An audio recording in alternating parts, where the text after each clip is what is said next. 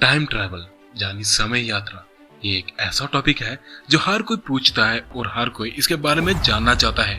पर समय यात्रा है क्या? देखिए, समय की यात्रा तो हम सब कर रहे हैं, यकीन नहीं होता नहीं। तो हमारे साथ यूं ही बने रहिए और मैं आपको ले चलूंगा एक ऐसे सफर पर जहां हर कोई चल भी रहा है और जाना भी चाहता है। उससे पहले चैनल को सब्सक्राइब करें, फिर क्या पता फ्यूचर में पहुंचकर आपके लिए यही चैनल बहुत फायदेमंद हो। अच्छा, हमको सिखा रिया है। अच्छा, समय की यात्रा तो हम सब कर ही रहे हैं।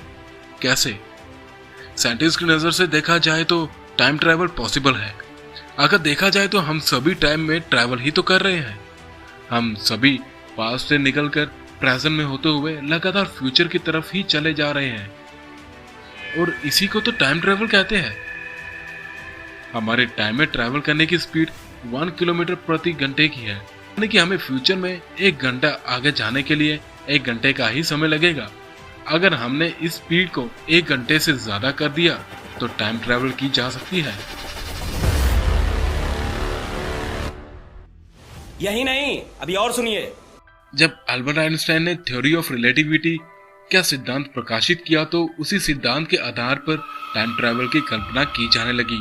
आइंस्टाइन के थ्योरी ऑफ रिलेटिविटी सिद्धांत के प्रकाशित होने से पहले लोगों में केवल एक ही अवधारणा थी कि ब्रह्मांड में समय की गति हर जगह वही है जो पृथ्वी पर होती है। उनका मानना था कि समय जिस रफ्तार से पृथ्वी पर गुजर रहा है उसी प्रकार ब्रह्मांड में दूर कहीं दूसरे ग्रह पर भी समय उसी रफ्तार से गुजर रहा होगा। लेकिन आइंस्टाइन ने लोगों की इस अवधारणा को गलत साबित कर समय की एक अलग परिभाषा दी। आइंस्टाइन ने बताया कि समय और अंतरिक्ष एक दूसरे से जुड़े हुए हैं, जिसे स्पेस टाइम कहते हैं। समय एक 4 डायमेंशनल यानी चौथा आयाम है और समय की गति को धीमा या तेज किया जा सकता है। आइंस्टाइन ने अपने थ्योरी ऑफ रिलेटिविटी सिद्धांत में बताया कि समय यात्रा पॉसिबल है।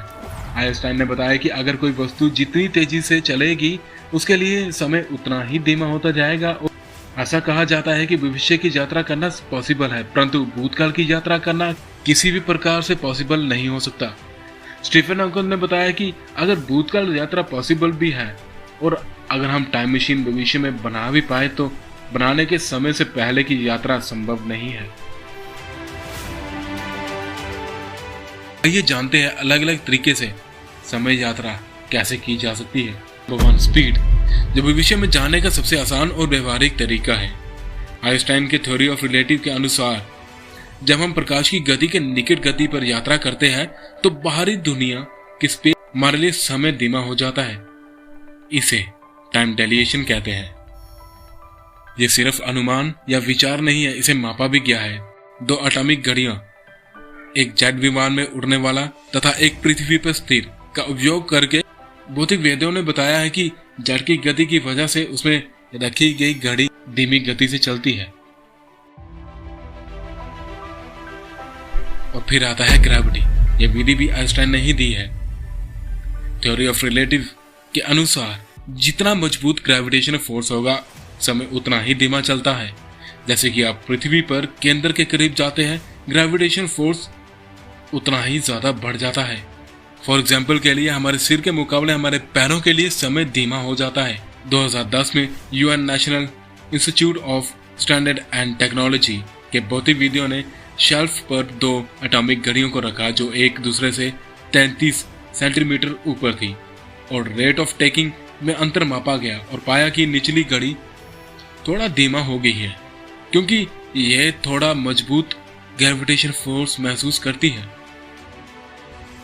Wormhole, theory of relativity space time के माध्यम से किसी शॉर्टकट की संभावना को भी मान्यता प्रदान की गई है, जिसे वर्महोल के नाम से भी जाना जाता है। ये 1 अरब प्रकाश वर्ष या उससे अधिक की दूरी के बीच का समय विभिन्न विधियों के बीच पुल का कार्य करने में सक्षम है।